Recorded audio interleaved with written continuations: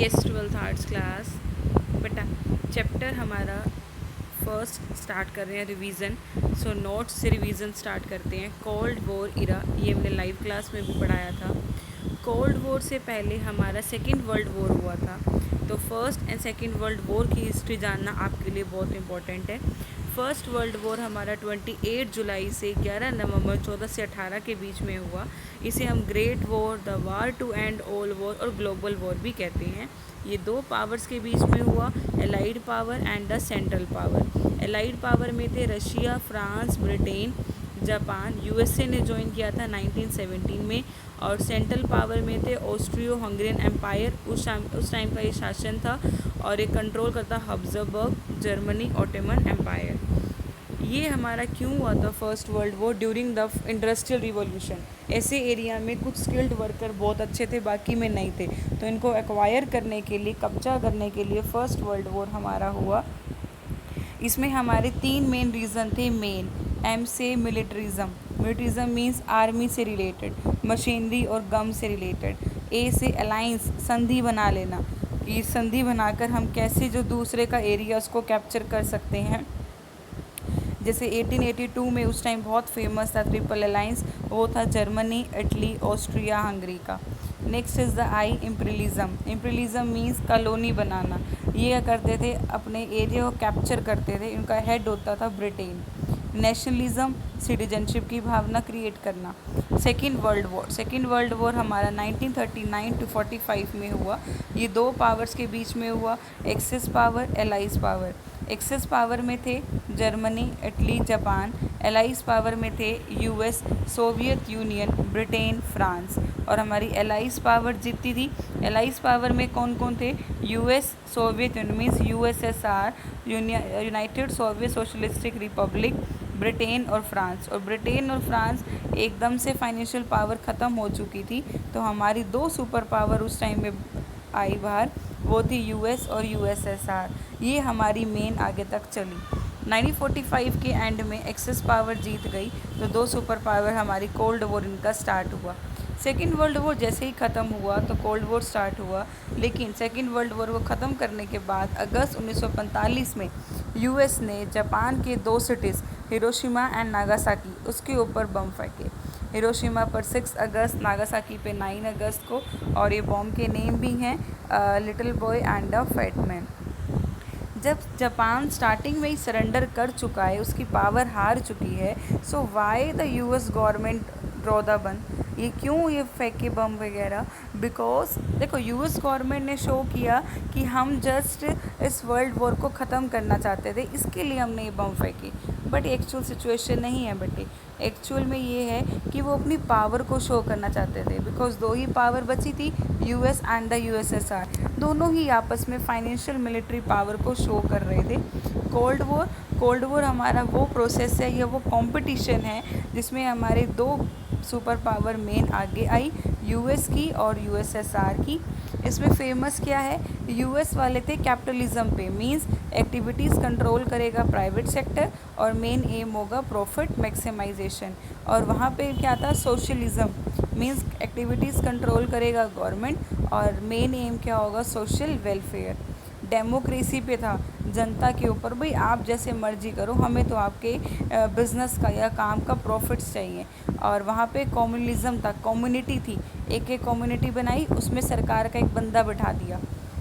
जो यूएस थे उसने एक्वायर्ड कर रखा था वेस्टर्न अलायंस और उसने ईस्टर्न अलायंस। यूएस के कौन थे मेन पार्टीज़? मेन जो काम करती थी, नाटो, सीएटो, सैंटो। और सबका मेन पार्ट यूएसएसआर का था वास्को पैक्ट।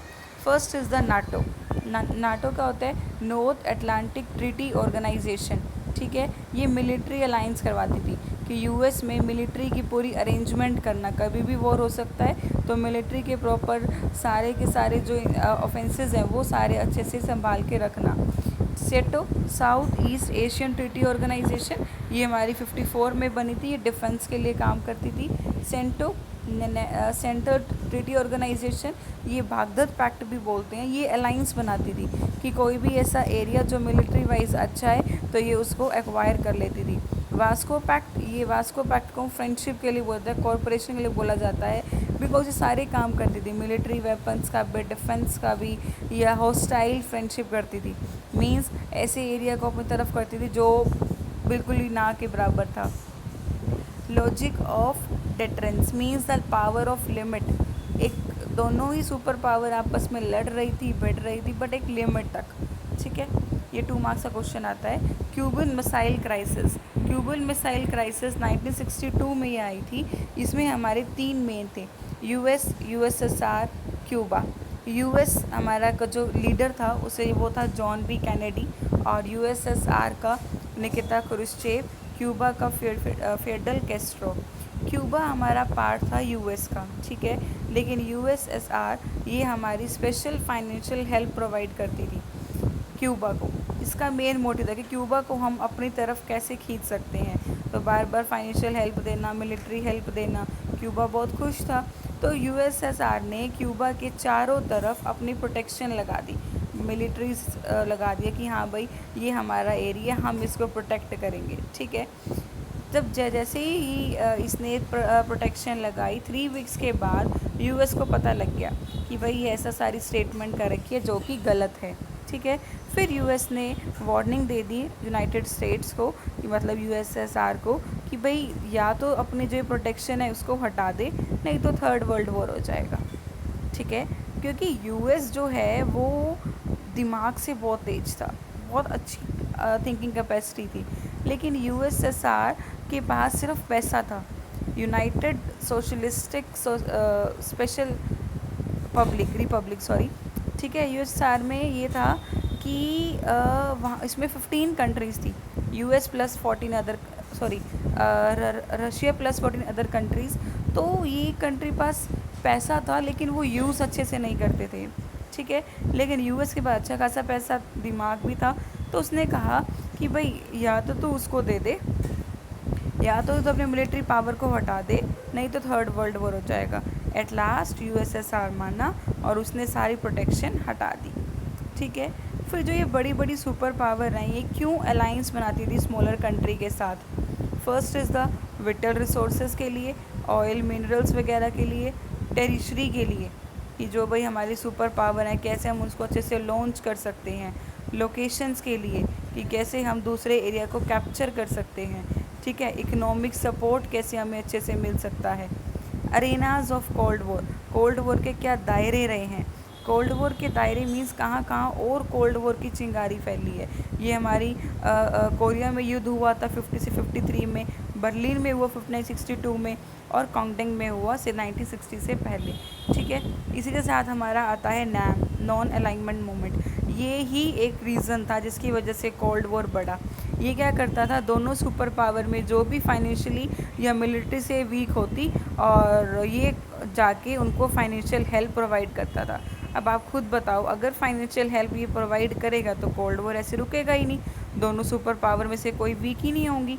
ठीक है, तो जो ये हमारा नैम आया, नैम की फ़र्स्ट समिट हमारी बेलग्रेड में हुई थी 1961 में, और नैम के जो लीडर थे 3 कंट्रीज़ के थे, India, Yugoslavia and Egypt. India के थे जवाहरलाल नेहरू, यूगोस्लाविया के थे जोसेफ ब्रोज टिटो, और इजिप्ट के थे गैमल अब्देल नसर। ठीक है, इन्होंने मीटिंग भी रखी थी 1956 में। इसके मेन क्या था कि कॉरपोरेशन रखना, कि जो भी मेंबर कंट्रीज़ कोल्ड वॉर में जो भी मेंबर कंट्रीज़ नैम में पार्टिसिपेट कर रही है, साथ में एक तरीके से कोल्ड वॉर को बढ़ाना भी इनका रीज़न था।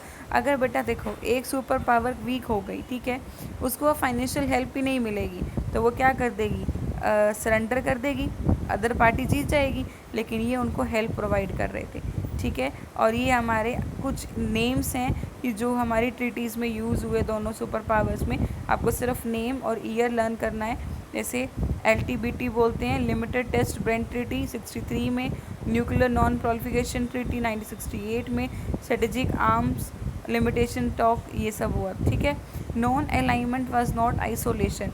आइसोलेशन होता है अलगाव, कहते हैं नॉन अलाइनमेंट अलगाव नहीं था, वो तो है ही सही। नॉन अलाइनमेंट ग्रुप में सारा काम करता था, और आइसोलेशन तो अलग से ही दिखाता है। ठीक है, और फिर इंडिया का क्या था, रिफॉर्म्स वगैरह, कि LDC जो लोअर डिवीज़न क्लास है उसको अच्छे से प्रमोट करना, उसको अच्छे से जो रिसोर्सेज हैं जो अच्छे हैं वो अपनी तरफ लेकर आना। ठीक है। इंडिया का क्या था, इंडिया दोनों तरफ से था। इंडिया का क्या था, ये सोचता था कि जो सुपर पावर अच्छी चल रही है मैं उसको सपोर्ट करूं, उसको सपोर्ट करूंगा तो वहाँ से मेरी जो ट्रेडिंग फैसिलिटीज़ हैं वो बढ़ जाएंगी। लेकिन नेक्स्ट चैप्टर में आप पढ़ोगे भी सही कि कैसे यूएस और यूएसएसआर को पता लग गया कि हाँ भाई ये बंदे इंडिया गलत काम कर रही है, ऐसे ही किसी एक के साथ नहीं है, कोई अच्छा चल रहा है उसको साथ सपोर्ट कर रही है। तो धीरे धीरे ये दोनों ही पार्टीज़ अपनी इंडिया को बाहर का रास्ता दिखा देती हैं। ठीक है। तो आपको यहाँ तक का राइट एंड लर्न करना है। Thank you.